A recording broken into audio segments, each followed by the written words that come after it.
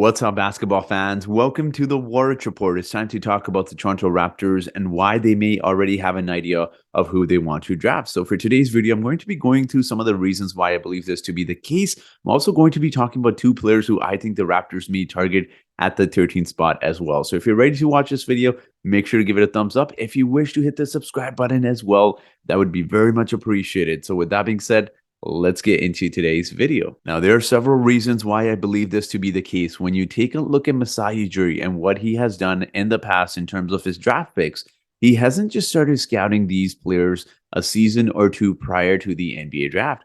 Some of these guys they have followed through since high school. Take example for Delano Banton, Scotty Barnes, and even Christian Koloko, who they have been monitoring many years before they even entered college. So which kind of just gives you an idea of how the Raptors have followed certain guys. And that's why I believe they may have certain guys they want to draft in this year's NBA draft. A few more reasons why I believe this to be the case is something that Bobby Webster stated at last year before the NBA draft, which was when they traded their first round pick. We know they dropped down about 10-12 spots for that Thaddeus Young trade, where they went from 22 to 33. Something Bobby Webster has stated was there's not a huge drop off between 22 and 33. Now, obviously, that is debatable as well, but it kind of gives you an idea that they knew who they wanted and that player would be available at the 33 spot. Now, this could be the case with the Raptors in the 13th spot as well. Now, before I mention the two names, I quickly want to play this video by Bob Myers, obviously former general manager executive of the Warriors. He did a great job there, but he talks about some things.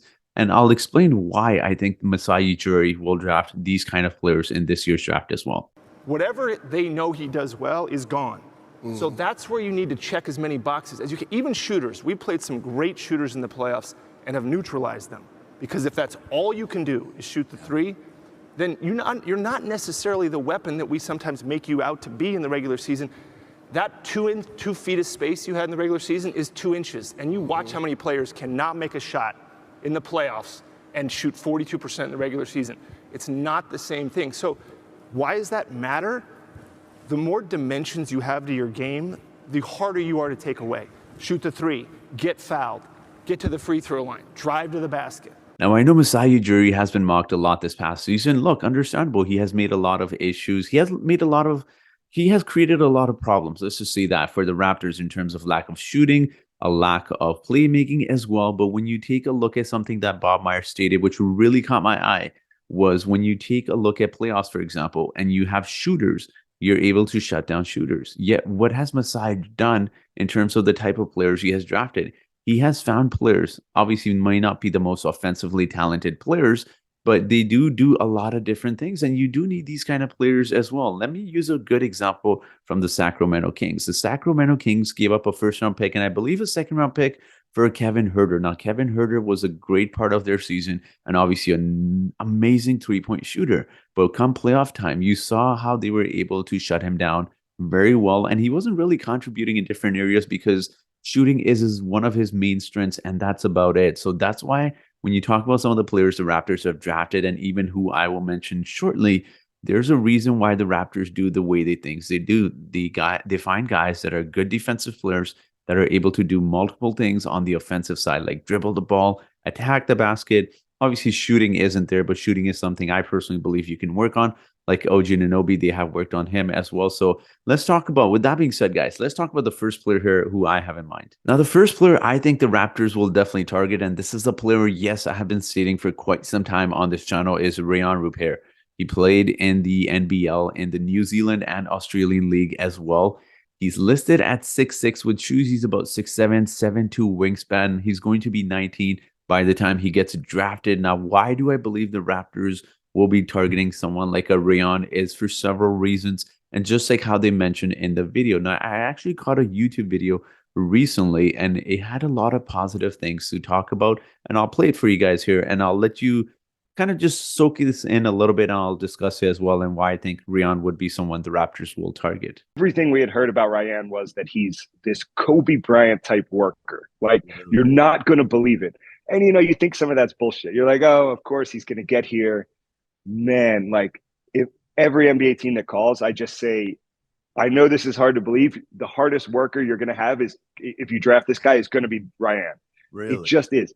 He's the hardest working player we've ever had, not young player, the hardest working guy. First one in the gym, last to leave. So you look at like even the trade deadline this last year, everyone wants a wing who can defend and make shots. The guy who I compare him most to is like a Mikal Bridges type. Like I think that's his future.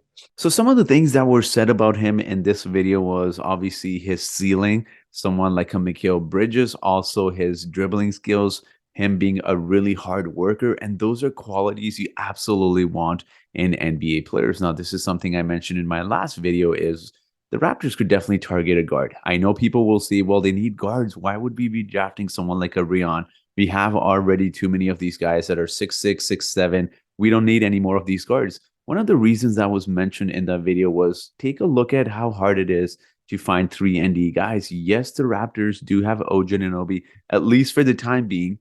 But the thing is, when you take a look around the NBA, point guards are normally a little bit easier to find than small forwards and even shooting guards. You could make the argument. So I think that is one of the reasons why I believe the Raptors won't necessarily target a guard, even though they do need one. I think they could solve that issue through trades as well. Again, that's a discussion for another video. I think they could possibly flip someone like a Chris Boucher for a guard and maybe get some sort of depth at the bench position through that as well. But small forwards, 3-and-D, those are very hard positions to find around the NBA. Even when you take a look at the Raptors before they had drafted OG Anunoby, 3-and-Ds were so hard to find. I mean, they were playing CJ Miles for crying out loud at the 3-and-D position in the playoffs against LeBron James because they had no one. They tried DeMarre Carroll. They gave him that big contract. That was a massive failure. He didn't pan out. And obviously before that, I mean, Rudy Gay, like they really had trouble. So these guys are coveted around the NBA the way they are for a reason.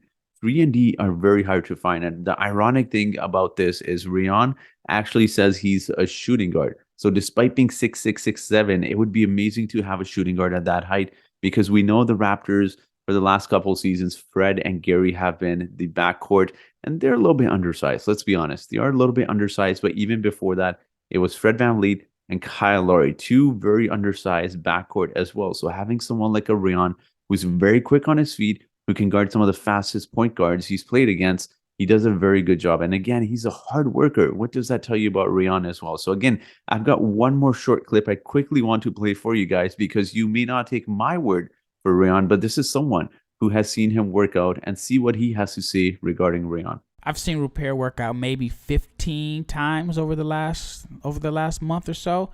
Is that he's a skilled ball handler. He is a really good passer. And he is a better shooter than the numbers suggest. So again, this isn't just someone being biased. This is someone that has watched Rion for, I believe he said 15 times, which is insane. And his passing is there. So this goes kind of back to what Bob Myers was talking about. You need guys that are able to do different things rather than just be one-dimensional and not be able to shoot. And that's the only thing they do. So having someone like a Rion, a hard worker who's a good passer, he can attack the basket. He gets a lot of steals. His long wingspan allows him to get a lot of steals, but also allows him to be very unique in the terms of how he's able to play defense. Now, normally when you think of 6'7" guys, they're usually not able to keep up with quick point guards that may be 6'2", 6'1", but Rion has very unique abilities to do that. Thanks to his wingspan, thanks to him being quick on his feet. He's a point of attack defender. That is something the Raptors do need as well. And like I said, he's a hard worker. His shooting is a lot better than some of the percentages may show. And again, I think he could be great on the Raptors. But let's talk about player number 2 that has come out with recent reports that the Raptors could possibly take this player at number 13. Now, shout out to Raptors Update on Instagram that posted this. It stated that Bilal Coulibaly has a promise in the lottery before number 14. Toronto has kind of shown the willingness to take on project picks. Now, this was being stated that by Jonathan Wasserman. There's also reports out there that Oklahoma City Thunder could be that team. Now, Sam Presti and Masai Ujiri think very much alike in terms of how they construct their roster. I know the Raptors don't have any guards in Oklahoma City. Obviously, has Shai Gilgeous-Alexander. So obviously, you can make that argument. But this was obviously something that Jonathan had stated that, you know what, Toronto has kind of shown the willingness to take on project picks. 18-year-old French forward is one of the hottest names in the 2023 draft, and Coulibaly has impressed his two-way upside overseas while next to number 1 overall pick Wemby. Now, I actually have commented on this, the Warrant Report. Yes, that's my real account. because my other one got hacked a long time ago. But when Masai did go to France in the middle of the season this year, a lot of speculation went around Raptors land and Raptors fans that stated maybe he's taking a look at Wemby.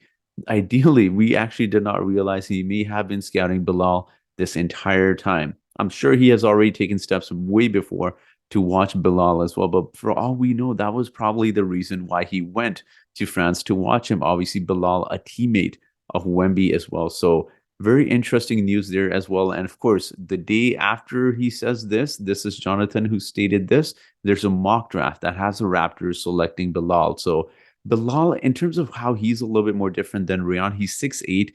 He's got a 7'2", 7'3" wingspan. So although he's a very good player, and you could kind of compare the two in certain ways, I think they're very two different players. Rayon, although he has size, I think he's more fitted to guard point guards, shooting guard, small forwards. Whereas, although Bilal is very quick on his feet as well, and he's a very pesky defender, he's able to guard some of the bigger guys. He's able to guard some of the guys that maybe 6'10", 6'11", and obviously more small forwards from power forwards and centers, as opposed to Rayon, who I feel like he's more suited for the point guards, the shooting guards, small forwards, and obviously Bilal is guarding some of the bigger guys. So again, this is very intriguing. Bilal is someone that attacks the basket a lot better than Rayon. He's also a much better three-point shooter as well. So that's something to take into consideration. Obviously, the Raptors do need shooters altogether, but Bilal is also listed as a small forward. So before people say, here we go, we don't need another Pascal Scotty Precious because we have those positions filled. He's a small forward. So maybe he could be a replacement again. Not necessarily saying these guys have to be the replacement for OG Anunoby, but they possibly could, especially with those OG Anunoby rumors as well. And as I mentioned, it is so difficult to find. Go to free agency, any free agency. Like, how hard is it to find guys that are 6'6", 6'8", that can dribble the ball, that can attack the basket, that play this way, and that are great defenders as well. So it's really hard to sign those guys in the free agency market. It's also really hard to draft those guys as well. So the Raptors will have this opportunity. I think Bilal is an amazing player. He's a little bit more advanced in terms of his development than Rayon. So that is something also to take into consideration. Again, for all we know, the Raptors may not draft Rayon at all. That is just my speculation. I could be completely wrong, but Bilal is a little bit more advanced. He's attacks the basket a little bit more. He's a lot more athletic than Rayon. He's going in for some big dunks.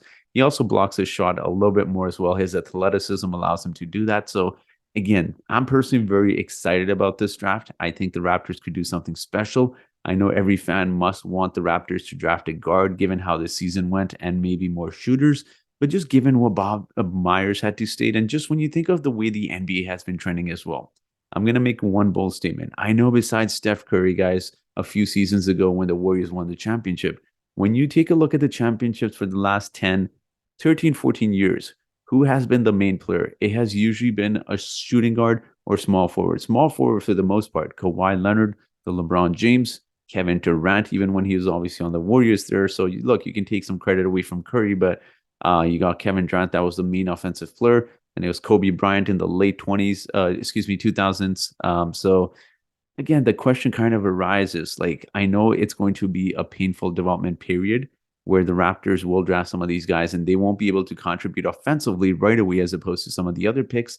I think in the long term, the goal should be obviously to build around some of the small forwards, going just the way the NBA has been trending. So that's just my personal opinion. I'm very curious to hear what you think overall. I know there are big Keith and Wallace fans out there, Kobe Buffkin fans as well, and I'll be making videos of those guys as well in the coming days and weeks as well. But I'm very curious to hear your thoughts. Let me know your thoughts in the comment section below. And there's no trivia question for today, but if you do want a shout out, just mention it down in the comment section. I will give you a shout out in my next video. So that will be it for today's video. Thank you so much for watching this video, and I hope you guys have yourselves a great day.